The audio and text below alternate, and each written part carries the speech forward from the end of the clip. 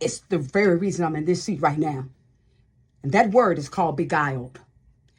The first step is to realize what I had to realize when my precious beloved 3-year-old nephew, who was like son to me, was brutally murdered.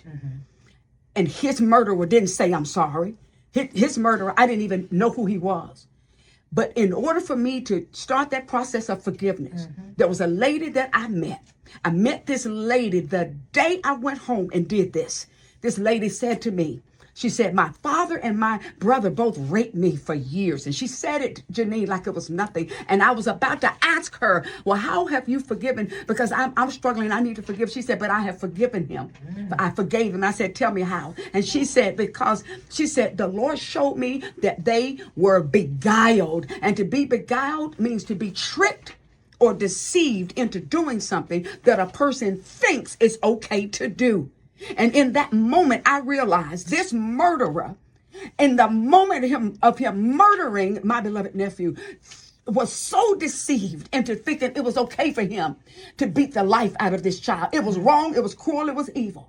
But in order for me to start the healing process, that's how you had to process. I did because I realized nobody in their right mind will kill a child. Nobody in their right mind is going to rape somebody. Nobody in their right mind is going to take somebody's life. Nobody in their right mind is going to abuse or do whatever that causes us to have unforgiveness. So to be able, that's the first step, is to take that word beguiled and say, you know what? They are beguiled. And because they've been tricked or deceived, I'm going to choose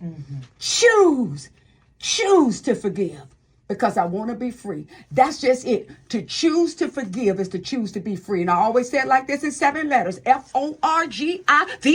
When you choose to forgive, you're choosing to be free. And it starts with choosing to say they were beguiled. And since they were beguiled, you know what?